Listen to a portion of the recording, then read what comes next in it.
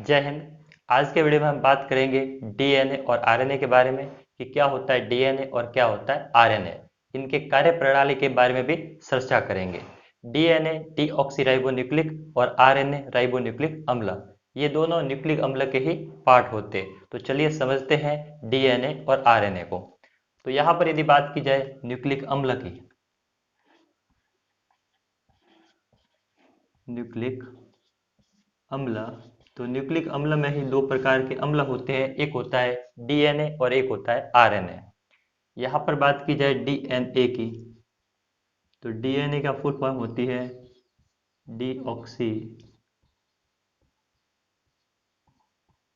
Ribo nucleic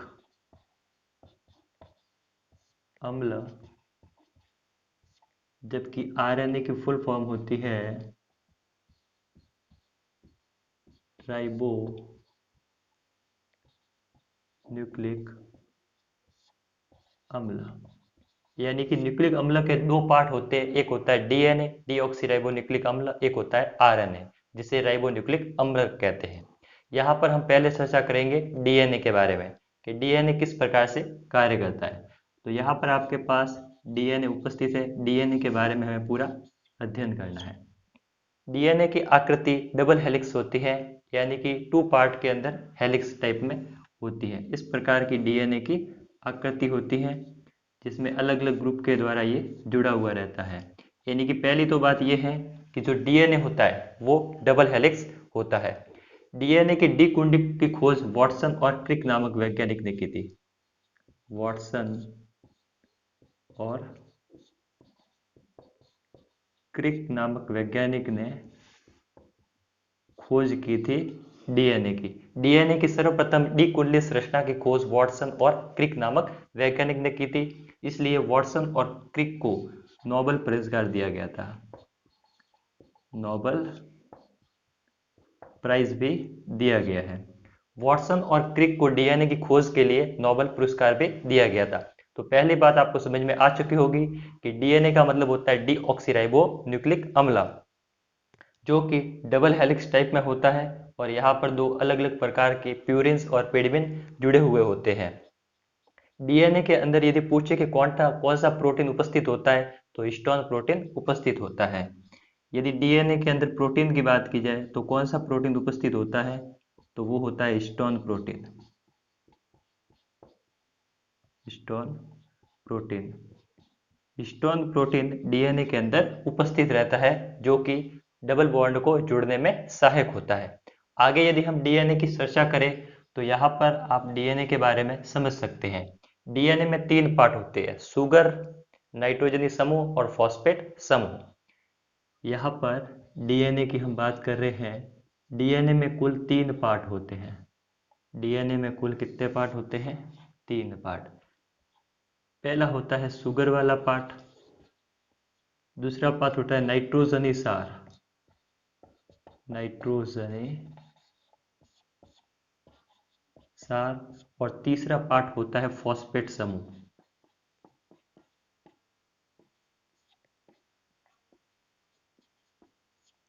DNA के अंदर तीन जो पदार्थ होते हैं उपस्थित होते हैं, पहला सुगर, नाइट्रोजनी सार और फॉस्फेट समूह।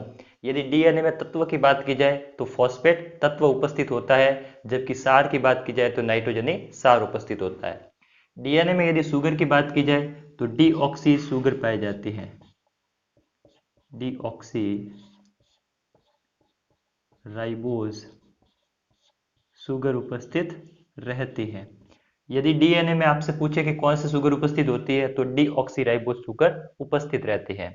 जबकि नाइट्रोजनी सार की बात की जाए तो नाइट्रोजनी सार दो प्रकार के होते हैं, एक होता है प्यूरिन और एक होता है पिरिमिडिन। प्यूरिन और पिरिमिडिन में एडेनिन, ग्वानिन, थायमिन और साइटोसिन उपस्थित होते हैं। एडेनिन,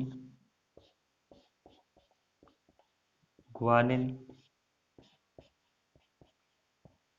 थायमिन और साइटोसिन उपस्थित रहते हैं। यहाँ पर बहुत इंपॉर्टेंट क्वेश्चन ये बनता है कि नाइट्रोजन क्षार में दो प्रकार के एलिमेंट्स उपस्थित होते हैं, प्यूरिन और pyrimidine।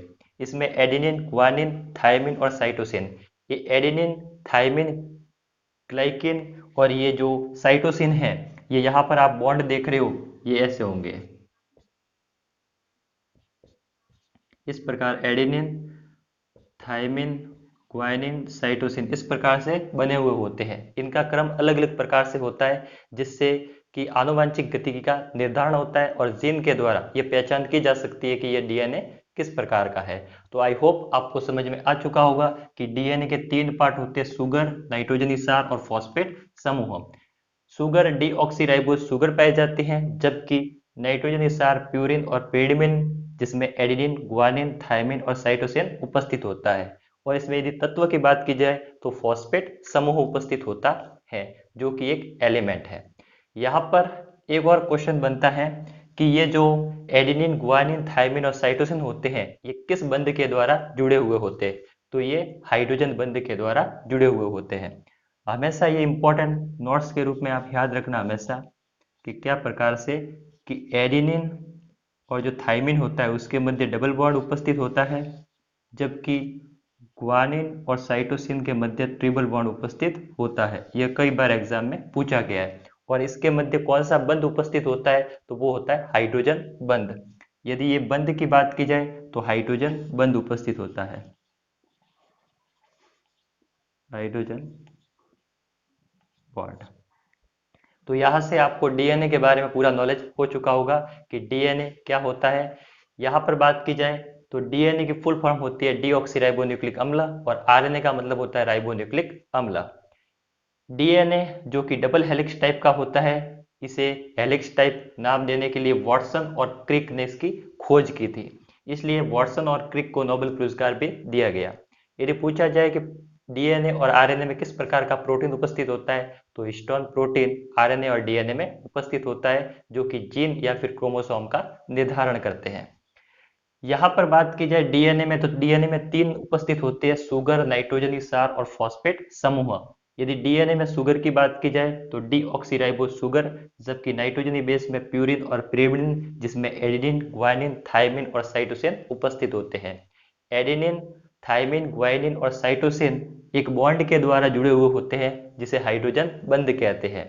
हमेशा थायमिन और एडेनिन के मध्य डबल बॉन्ड, जबकि ग्वानिन और साइटोसिन के मध्य ट्रिपल बॉन्ड उपस्थित होता है, जो कि पूरे डीएनए का निर्धारण करता है।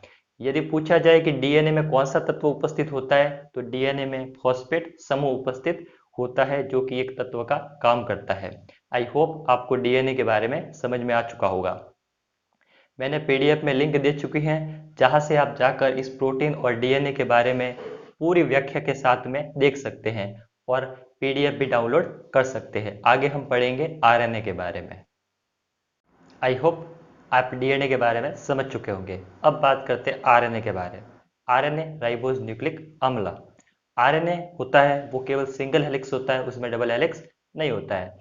जबकि जो डीएनए था वो डबल हेलिक्स था। यदि उसमें से एक आकार को निकाल दिया जाए तो आरएनए का निर्माण होता है, यानी कि आरएनए से ही डीएनए का निर्माण हुआ था। तो इस प्रकार जब आरएनए की बात की जाए राइबोन्यूक्लिक अम्ल की, तो यहाँ पर बात करते हैं हम आरएनए के बारे में। तो आरएनए केवल सिंगल हेलिक्स होता है, जबकि डीएनए क्या था? डबल हेलिक्स था। और आरएनए क्या है? Single helix. आरएनए केवल सिंगल हेलिक्स चाप के आकार का होता है, ये इंपॉर्टेंट अंतर होता है। जबकि जो आरएनए में भी प्रोटीन पाया जाता है, वो प्रोटीन होता है हिस्टोन प्रोटीन। कौन सा होता है? हिस्टोन प्रोटीन के द्वारा आपस में जुड़े हुए होते हैं। जबकि इसमें भी यदि बंध की बात की जाए तो हाइड्रोजन बंध उपस्थित होता है। इसमें भी यदि बॉन्ड की बात की जाए कि आपस में किस बॉन्ड से जुड़े हुए होते हैं, तो ये होते हैं हाइड्रोजन बॉन्ड के द्वारा आपस में अटैच होते हैं। अंतर केवल इतना है कि जो डीएनए था वो डबल हेलिक्स था, जबकि आरएनए सिंगल हेलिक्स है। केवल एक सांप के आकार की आकृति होती है। तो हम चाहे तो आरएनए से डीएनए को कन्वर्ट कर सकते हैं। यहाँ पर यदि एक और रिंग का निर्माण कर दें तो वो डीएनए में कन्वर्ट हो जाएगा। तो आगे हम ये भी सीखेंगे कि किस प्रकार आरएनए को डीएनए में और डीएनए को आरएनए में और वापस आरएनए को प्रोटीन में कन्वर्ट किया जा सकता है। यहाँ पर यदि बात की जाए आरएनए की, तो आरएनए में भी इसके 3 पार्ट होते हैं। आरएनए के भी 3 पार्ट होते हैं, जिसमें पहला आता है सुगर, दूसरा आता है नाइट्रोजनी सार, वहां पर भी आपके पास डीएनए में यही था, जबकि एक आता है फॉस्फेट समूह।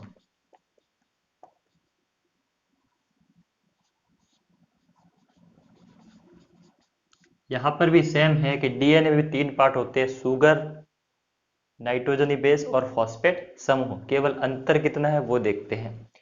शुगर की बात की जाए तो राइबोज शुगर पाई जाती है, राइबोज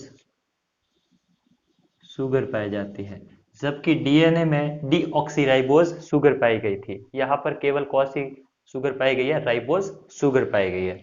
जबकि बात की जाए नाइट्रोजनी बेस की, तो नाइट्रोजनी बेस भी 2 प्रकार के होते हैं यहाँ पर भी, एक होता है प्यूरिन और एक होता है पिरिमिडिन। प्यूरिन और पिरिमिडिन। प्यूरिन में भी एडेनिन और गुआनिन, और इसमें हो जाता है यूरेसिल और साइटोसिन।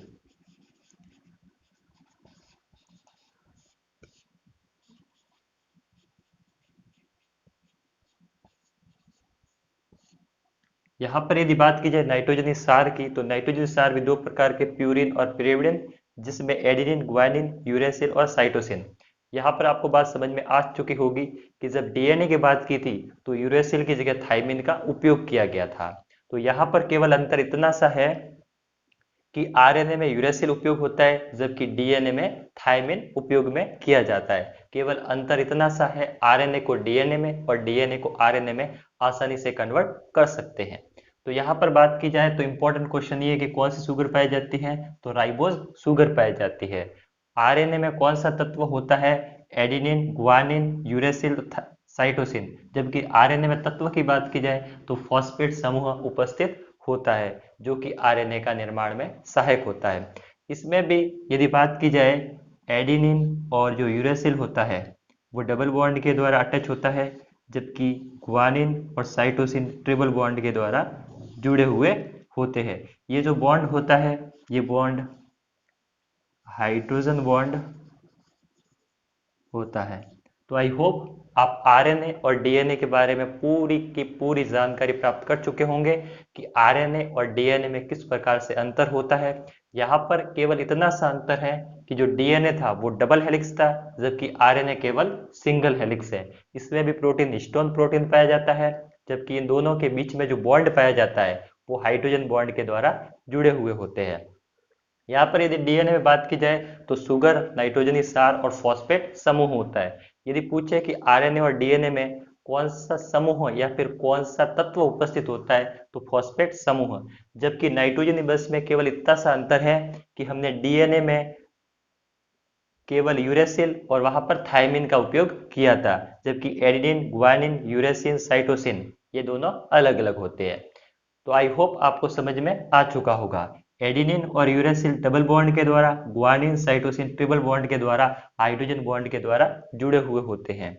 तो यहाँ पर जब मनुष्य के कोशिका की बात की जाती है तो कोशिका के केंद्र में गुणसूत्र यानी कि क्रोमोसोम उपस्थित होते हैं। क्रोमोसोम के अंदर डीएनए और आरएनए उपस्थित होते हैं। जो डीएनए और आरएनए होते हैं यही गुणसूत्र का निर्धारण करते हैं, जो कि आनुवंशिकी के लिए आवश्यक होता है। तो आई होप आप डीएनए से आरएनए में अंतर फाइंड कर सकते हो और किस प्रकार की इसकी आकृति है उसके बारे में भी आप समझ चुके होंगे। यहाँ पर यदि बात की जाए डीएनए और आरएनए की फुल फॉर्म की, तो वो भी आपको याद होनी चाहिए, जिससे आप ये पता लगा सकते हो कि शुगर की बात की जाती है तो डीएनए में डीऑक्सीराइबोज शुगर का यूज किया जाता है, जबकि आरएनए में केवल राइबोज शुगर का यूज किया जाता है। आगे हम बात करेंगे कि जब डीएनए और आरएनए, यहाँ पर बात की जाए वायरस की, तो वायरस में या तो डीएनए उपस्थित होता है या फिर आरएनए उपस्थित होता है। यदि कोविड-19 की बात की जाए तो कोविड-19 जो कि एक आरएनए प्रकार का वायरस होता है, उस आरएनए को डीएनए में कन्वर्ट किया जाता है, जिससे ही आरटी-पीसीआर की जांच की जाती है। कोविड-19 की जांच आरटी-पीसीआर के द्वारा की जाती है, जो कि जो कि इस प्रकार से की जाती है कि रिवर्स ट्रांसक्रिप्शन के द्वारा, क्योंकि जो कोविड-19 है वो एक प्रकार का आरएनए वायरस है, उस आरएनए वायरस को डीएनए में कन्वर्ट करना है, इसे ही रिवर्स ट्रांसक्रिप्शन कहा जाता है। यदि डीएनए को आरएनए में कन्वर्ट किया जाता है तो इसे ट्रांसक्रिप्शन कहा जाता है, जबकि आरएनए को डीएनए में कन्वर्ट करना रिवर्स ट्रांसक्रिप्शन कहा जाता है। जबकि आरएनए या फिर डीएनए से प्रोटीन के निर्माण को ट्रांसलेशन यानी कि अनुलेखन कहा जाता है, जिसके द्वारा कोविड-19 की जांच आरटी-पीसीआर के द्वारा की जाती है, जिसका मतलब होता है reverse transcription polymer chain reaction. तो आई होप आप डीएनए और आरएनए के बारे में पूरा समझ चुके होंगे। आगे हम बात करेंगे कि किस प्रकार डीएनए को आरएनए में और आरएनए को डीएनए में कन्वर्ट किया जाता है। इस पैनल की पीडीएफ डिस्क्रिप्शन बॉक्स में उपलब्ध है, वहां पर जाके आप डाउनलोड कर सकते हैं। आरएनए सामान्यतः 3 प्रकार का होता है, एमआरएनए, टीआरएनए और आरएनए। तो चलिए समझते हैं ये तीनों प्रकार के आरएनए क्या क्या काम करते हैं। तो यहाँ पर बात की जाती है एमआरएनए। तो एमआरएनए को मैसेंजर आरएनए कहा जाता है, क्योंकि क्योंकि जब हमारा शरीर कोई भी भोजन ग्रहण करता है तो उसमें जो प्रोटीन सामग्री होती है उसका संदेश संदेश यानी कि मैसेज लेकर कौन जाता है, एमआरएनए, इसलिए इसे मैसेंजर आरएनए या फिर एमआरएनए कहते हैं।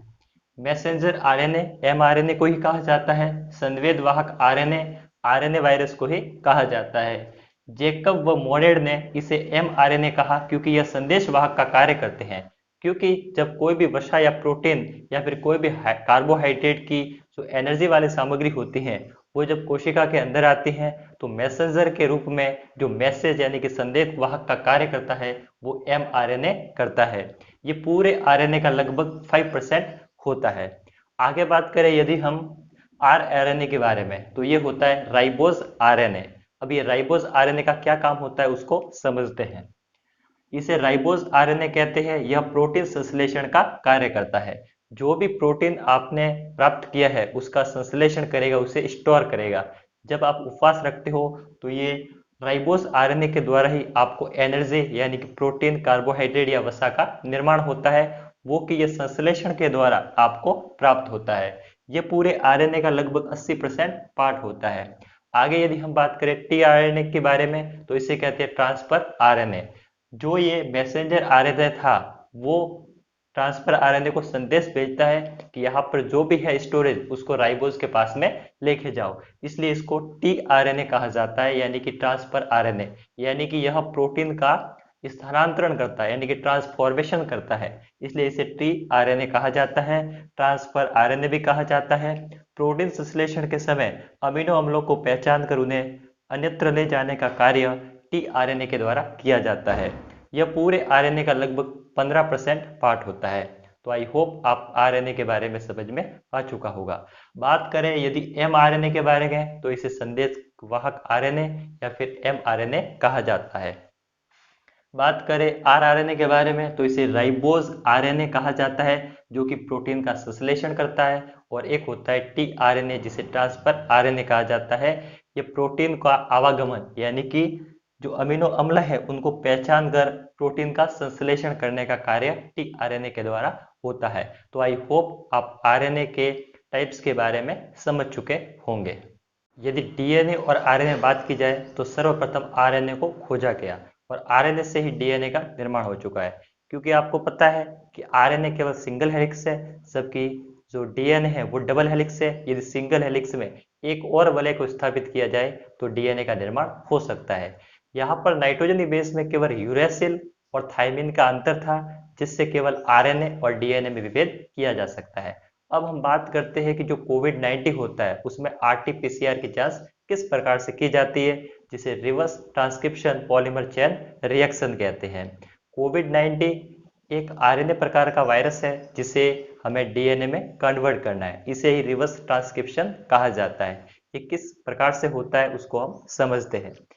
यहाँ पर यदि बात की जाए आपको आरएनए और डीएनए के बारे में पूरी जानकारी हो चुकी होगी। अब हम बात करते हैं इसको कन्वर्ट करने की। तो यहाँ पर यदि बात की जाए डीएनए, यदि डीएनए को आरएनए में कन्वर्ट करना है, ये वेरी इंपॉर्टेंट क्वेश्चन है, कई बार एग्जाम में पूछा भी गया है। यदि डीएनए डीऑक्सीराइबोन्यूक्लिक अम्ल को राइबोस न्यूक्लिक अम्ल यानी कि डीएनए को आरएनए में कन्वर्ट करने को ट्रांसक्रिप्शन कहा जाता है।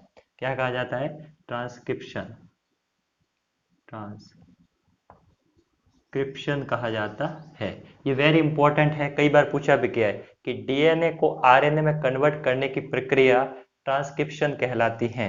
जबकि इसका रिवर्स करें तो क्या हो जाएगा? यदि आरएनए को डीएनए में कन्वर्ट किया जाए तो इसे कहते हैं रिवर्स ट्रांसक्रिप्शन, क्योंकि हम रिवर्स यानी कि पीछे की ओर चल रहे हैं। तो यहां से इंपॉर्टेंट क्वेश्चन ये बनता है कि जब डीएनए को आरएनए में कन्वर्ट करने की प्रक्रिया ट्रांसक्रिप्शन कहलाती है, जबकि आरएनए को डीएनए में डीएनए में कन्वर्ट करने की प्रक्रिया रिवर्स ट्रांसक्रिप्शन कहलाती है, जो कि एक प्रकार की अभिक्रिया होती है जिसमें डीएनए को आरएनए में और आरएनए को डीएनए में कन्वर्ट किया जा सकता है। रिवर्स ट्रांसक्रिप्शन के द्वारा ही कोविड-19 की आरटी-पीसीआर की जांच की जाती है, जिसे reverse transcription polymer chain reaction कहा जाता है। यदि आगे हम आरएनए से प्रोटीन में कन्वर्ट करें, आरएनए से यदि हम प्रोटीन में कन्वर्ट करें तो इसे ट्रांसलेशन कहा जाता है, ट्रांसलेशन कहा जाता है। यहाँ पर यदि हम बात करें डीएनए से आरएनए तो इसे ट्रांसलेशन कहा जाता है, आरएनए से डीएनए रिवर्स ट्रांसलेशन कहा जाता है, जबकि आरएनए से प्रोटीन का निर्माण ट्रांसलेशन कहा जाता है। यहाँ पर जो कोविड-19 है, जो महामारी फैली हुई है कोविड-19, वो एक प्रकार का आरएनए वायरस है, एक प्रकार का आरएनए वायरस है। इस आरएनए वायरस को हमें डीएनए में कन्वर्ट करना है, इसलिए कोविड-19 की जांच आरटी-पीसीआर के द्वारा की जाती है। आरटी-पीसीआर का मतलब होता है reverse transcription polymerase chain reaction कहा जाता है।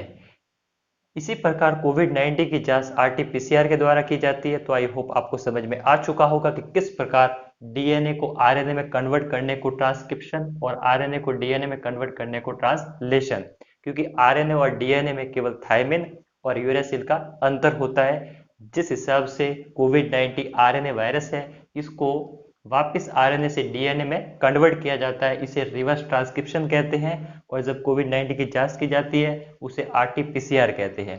आरटी-पीसीआर का मीनिंग रिवर्स ट्रांसक्रिप्शन। ये रिवर्स ट्रांसक्रिप्शन ये शब्द यही से आया है कि इस प्रकार से किस प्रकार से इसको किया जाता है। Reverse transcription polymerase chain reaction, polymerase का मतलब होता है बहुत सारी चेन रिएक्शन होती है, इसे पॉलीमराइज करना ही कहलाता है। आरटी-पीसीआर के द्वारा जांच की जाती है। जबकि बात की जाती है आरएनए से प्रोटीन में कन्वर्ट, तो इसे ट्रांसलेशन कहा जाता है। जब आरएनए से प्रोटीन बनता है तो प्रोटीन के बाद वापस उसे आरएनए और डीएनए में कभी भी कन्वर्ट नहीं किया जा सकता है। तो आई होप आप डीएनए, आरएनए और आरटी-पीसीआर के बारे में पूरी जानकारी प्राप्त कर चुके होंगे कि किस प्रकार से रिवर्स ट्रांसक्रिप्शन के द्वारा भी कोविड-19 की जांच की जाती है। जो वायरस होते हैं उनमें या तो आरएनए उपस्थित होता है या फिर डीएनए। इस हिसाब से जो कोविड-19 था वो एक प्रकार का आरएनए वायरस था, उस आरएनए वायरस को डीएनए में कन्वर्ट करना आरटी-पीसीआर यानी कि रिवर्स ट्रांसक्रिप्शन कहलाता है। इस प्रकार कोविड-19 की जांच आरटी-पीसीआर या फिर सीटी वैल्यू के द्वारा किया की जाती है। तो आई होप आप पूरी की पूरी जो मैंने पैनल के ऊपर लिखा था आप पूरा समझ में आ चुका होगा। तो मिलते हैं नेक्स्ट वीडियो में।